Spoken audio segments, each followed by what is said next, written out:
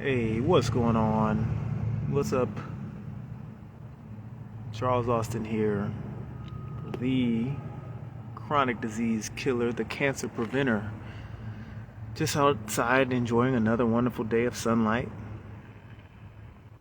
Again, always get your sun. Okay, you know the crazy thing is, well, I guess not the crazy thing, but the thing that always happens around this time of year is we're getting ready to get into the fall season, and we're getting ready to get into the days being shorter, and there's going to be less sun.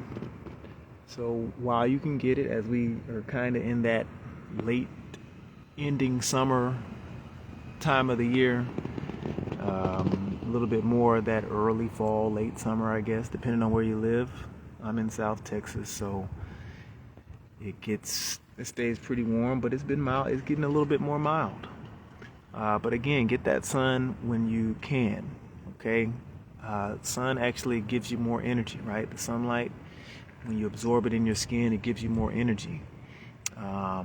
Obviously, we know about that vitamin D connection to the sunlight, but it actually can enhance your mood as well. So if you're ever having a bad day and you want to find an easy, natural way to feel better, have a little bit more energy, have a little bit more pep in your step, go outside and get some sun. But always make sure you have your sunglasses as well, because that sun can eat up your eyes also. But I didn't come on here to talk about sunlight today, per se. But what I did want to do is kind of talk about this concept of lean protein. And you hear that all the time, right? Lean protein, okay? But before we get into it, as always, these videos are for educational purposes. They're not intended for you to take it as medical advice. You're all adults, and it is your job to decipher what is best for you. I'm just here providing information as the chronic disease killer and the cancer preventer. All right. So again, informational purposes only. Entertainment, informational purposes only. If you're not following me here on Facebook, make sure you do that immediately. But you can also follow me on Instagram and X at Fitness Charles, and you can subscribe to my YouTube channel where I stream every Thursday at 7 p.m. Central Time, where you can follow me or subscribe to me there at Fitness Charles. I couldn't get the Fitness Charles, so there's a little boop, a little dash in between. But anyway, like I said, lean protein, right? So if you look up any information on what's the best type of protein to eat if you're trying to lose weight, right, it's going to say lean protein. If you're looking up, what are the things that can keep your organs healthy, right? You want to keep your heart healthy. You want to keep your kidneys healthy. You want to keep your stomach, your intestines healthy, right? It's going to say the type of protein you should eat is lean protein. If you're looking to build muscle, right, and reduce your body fat, so you're trying to get a little bit more of those cuts, a little bit more of that build, it's going to say lean protein always. So what is lean protein? Most of the time, if you look up lean protein, it's going to, well, I will say most of the time when people think about lean protein, most of the time they're going to associate that with the leanest cuts of dead flesh, right? So the leanest cuts of dead chicken, the leanest cuts of dead cow, the leanest cuts of dead pig, that's considered lean protein. And we are talking about comparing different parts of these dead animals with regards to the parts that are a little bit fattier than others, right? So depending on the cut, depending on where part of the body you get this lean protein, yes, there may be more or less fat, which is the goal. But here's the crazy thing about lean protein that nobody really talks about. Yes, lean protein is good for building muscle. Yes, lean protein is good for weight loss. Yes, lean protein is good for overall health and organ health. But what is the best source of lean protein? What is the best source? Not what is a good source. Not what is an average source, right? We're talking about what is the best source. Okay? The best source of lean protein are things like beans, right? Your black beans, your pinto beans, your navy beans, your garbanzo beans, your small red beans, your kidney beans, your great northern beans. Okay, all of these beans are packed with protein and they don't have fat or cholesterol. So therefore, that makes that lean protein. Okay. What is another good source of lean protein? Okay, your nuts. Okay, so we're talking about your walnuts, your almonds, your Brazil nuts, your pecans. Technically not a nut, but we can say peanuts. They're technically like a bean more than anything, but we can say peanuts. Cashews. All of these would be examples of lean protein. Okay, they're packed with protein, just like beans. They also have fiber, but the fats that those nuts contain are unsaturated fats primarily. All right, so now you're helping out your brain and you're helping out your blood and boosting your HDL with those healthy unsaturated fats. So those are lean proteins. What is another good source of lean protein? Okay, we got stuff like your seeds. So you have your chia seeds, your hemp seeds, your flax seeds. Okay, sunflower seeds. We can go on and on with all the different types of seeds that you can eat that will classify as lean protein, right? So lean protein, and sometimes I get tired of sitting, so I have to kind of walk around a little bit sometimes, but lean protein is nuts, it's seeds, and it's also beans. But also,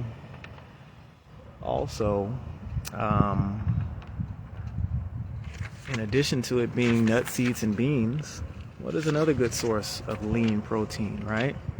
Well, rice, your black rice, okay, your red rice, your brown rice, okay, your wild rice.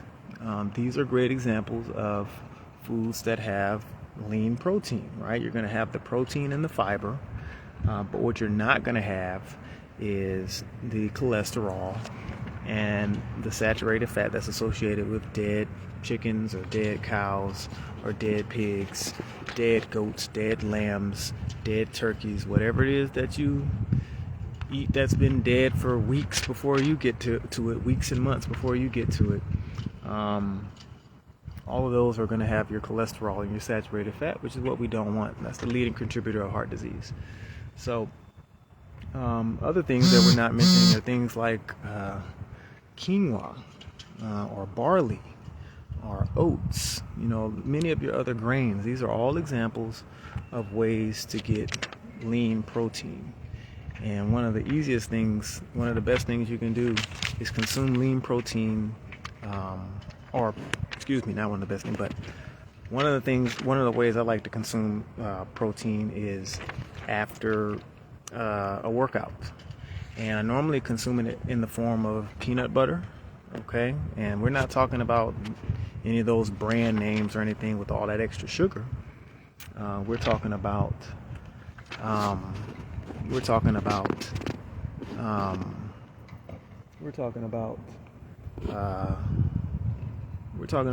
the natural organic peanut butter where the ingredients are literally peanuts and salt. Okay, and then I like to throw that in the shake to the blender with bananas, almonds, and chia seeds, and water and cinnamon. Put that all together and it tastes delicious. You don't need to add any sugar or anything. Great way to get some protein after a workout, and it's lean. Okay, you get fats from the peanuts, but they're unsaturated fats, and those are the kinds that your brain and your body wants. So yeah, when we talk about lean protein, yes, you do want to have lean protein, but nobody ever really talks about what lean protein is. And the best lean protein is going to be your plant protein. When it comes to nutrition, the plants always win, the dead animals always die. One more time, when it comes to the best nutrition for the body, the plants always win, the dead animals always die. Okay? But here's something else that's interesting, right? I took this, I'm gonna take a seat again here. Y'all see my nose, I hope it's not showing any boogies or anything. But here's the other thing about protein. And I'm gonna flip my camera up and we're gonna do a little study. I'm gonna do a little study in here real quick. Okay? I'm gonna do a little study in here. If I can get there we go. So I took this from, and I'm kind of covering it up a little bit, but I took this from my book that I'm still finalizing to this day, and I wanted to show you a little bit about protein real quick. Now, this is specifically talking about protein that comes from cow's milk, right? And I need to take my glasses off. Glasses keep getting in the way. Can't see. All right. So it says here, again, this is from my book. I will not reveal the title yet because I'm still in the process of finishing it, but I do want to take an excerpt from the book here. All right. So it says here, when the contents of cow's milk and human milk are compared, there are virtually no similarities, right?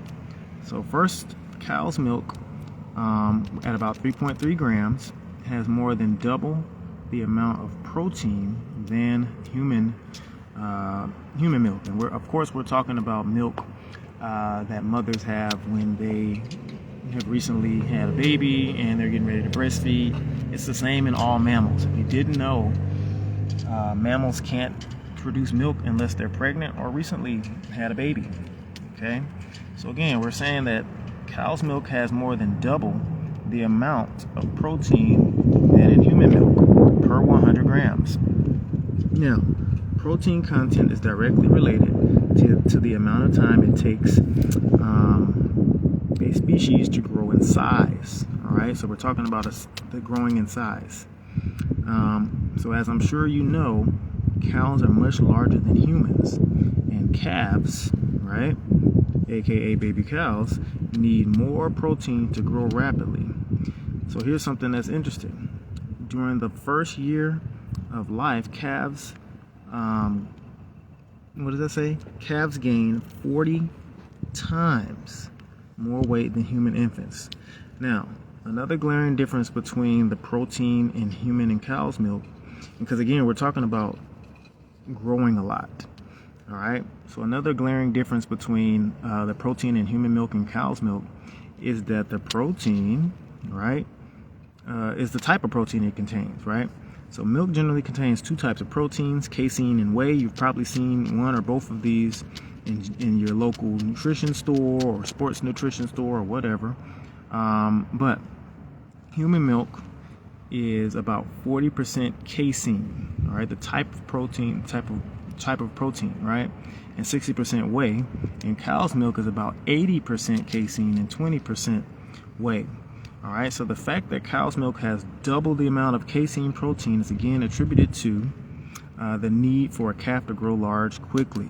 Okay, whey and casein protein both assist in the development of a calf's and human infants alike.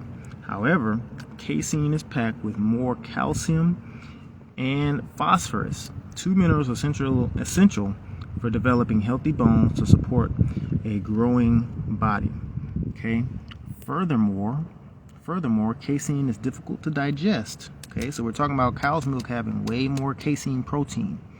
Okay, way more casein protein. It's difficult to digest all right, which may contribute to stomach pain. So for the folks that have issues with bloating, diarrhea, constipation, right? Stomach pain, bloating, constipation, gas, diarrhea. That's why it's the casein. Casein is also addictive, according to research co-authored by neuroscientist Dr. Nicole Avena. The research indicates that casein can trigger the brain's opioid receptors, similar to how drugs do. And this may be one of the reasons why people struggle so much with food addiction. So what is the main takeaway here? All right. What is the main takeaway here? Let me put my glasses back on. What is the main takeaway? The main takeaway here is simple. If you're a human and you're drinking cow's milk, you're getting way too much growth signals in your body. Okay? You're getting way too many growth signals. Okay? The protein is designed to grow a baby cow into this huge cow. Okay? And that is a contributor to cellular growth, all right, which is the precursor to cancer. And that is also a contributor to hormonal imbalance. That is also a contributor to obesity and other chronic diseases. Now, the other thing about this whole milk thing, and that's not really what we got on here to talk about, but you do have to think about the fact that if you are an adult, right, or even a child, let's say we're starting at the age of 3. We're going to start with the age of 3. We're talking about humans here, not cows anymore. If you're starting at the age of 3, you should no longer be consuming milk. Why is that? Because by the time the baby reaches the age of 3, the mother stops producing milk. That's the nature's way of telling you that it's time to start feeding them food. And most often that first type of food that you start feeding your child is not steak, it is not chicken. It's normally some type of fruit and vegetable or grain, things that humans are supposed to eat. Think back to any of you parents out here watching the video. Ask yourself, what was the first thing that you started feeding your child when you started weaning them off of milk? Was it steak? Was it chicken wings? Was it meatballs? Or was it apples? Was it bananas? Was it peas? Was it carrots? Was it things like that? That should tell you everything you need to know about the human diet. But again, the main point today is about protein. So if you want to get lean protein, the best way to get lean protein is going to be from plant proteins, your nuts, your seeds, your beans, and some of your whole grains. All right, well, that's it.